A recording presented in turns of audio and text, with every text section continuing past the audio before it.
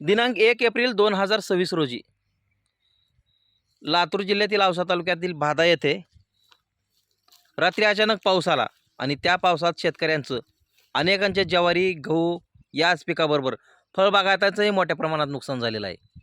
आपण आहोत सध्या भादा येथील शिवाजी हजारे यांच्या आंब्याच्या बागेमध्ये. तुम्ही पाहू शकता हे कशा पद्धतीचं वाऱ्याने नुकसान झालेलं आहे. रात्री अचानक पाऊस आणि प्रचंड वारा, त्यामध्ये हे फळबागाचं खूप मोठ्या प्रमाणात नुकसान झालेलं आहे. हे दृश्य तुम्ही पाहू शकता, तुम्ही बघत आहात. हे अशा पद्धतीचं नुकसान, प्रचंड नुकसान.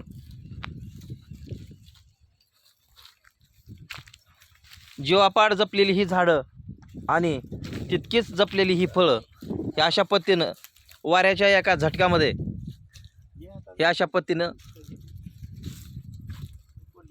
या ठिकाणी नुकसान झालेलं आहे. त्याची ही दृश्य आहेत.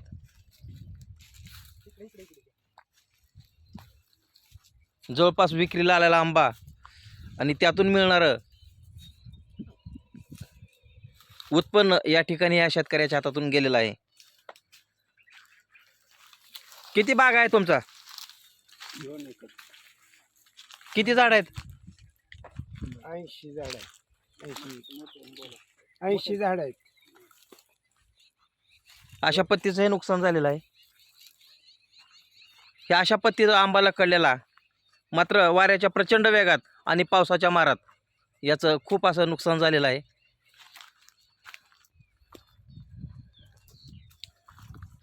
अवकाळी पावसात ज्याप्रमाणे गारांचा सडा पडतो त्याप्रमाणे झाडाखाली नुसता आंब्यांचा हा सडा पडलेला आहे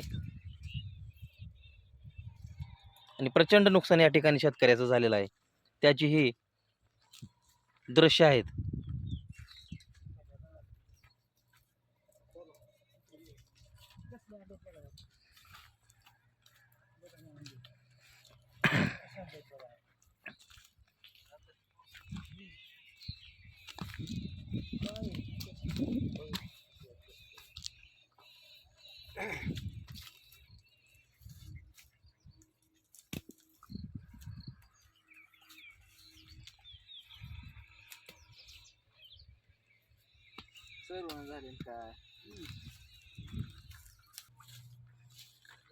एका एका वृक्षाची, एका एका आंब्याची झाडाची तर अवस्था अशी झालेली आहे.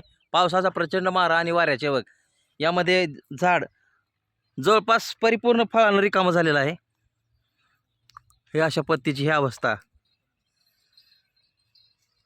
आणि अशा पद्धतीचा हा आंब्याचा झाडाखाली फळांचा सडा, प्रचंड नुकसान या ठिकाणी तुम्ही बघू शकता. शेतकऱ्याचं किती मोठ्या प्रमाणात नुकसान झालेलं आहे. ते खूप अशी कष्टानं झाडं मध्ये लावायची, त्याला जीवापाड जपायचं,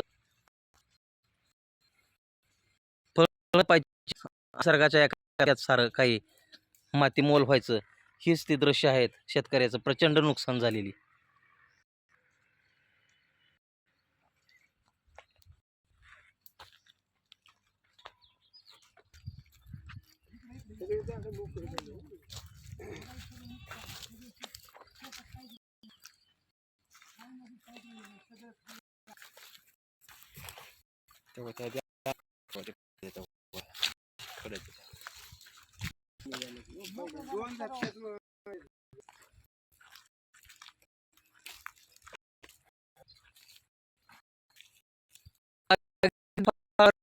झाडं मध्ये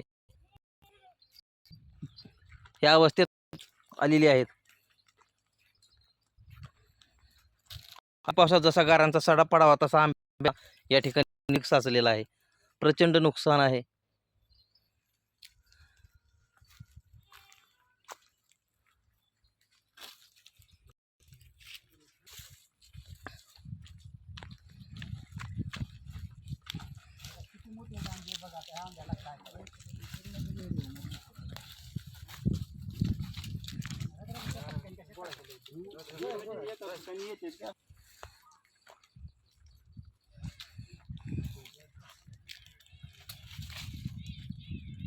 हे अशा पद्धतीचं प्रचंड नुकसान या ठिकाणी झालेलं आहे.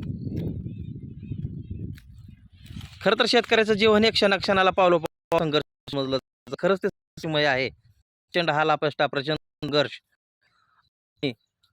समाधानी शेतकरी मात्र नैसर्गिक आपत्तीला सामना कसा करावा यामध्ये शेतकरी बल होतो, कुठं खचलेला होतो आणि पर्याय म्हणून अशा शेतकऱ्यांसाठी, नुकसान झालेल्या शेतकऱ्यांसाठी शासनानं कुठं तर मदतीचा हातभार लावणं खूप गरजेचं वाटतं.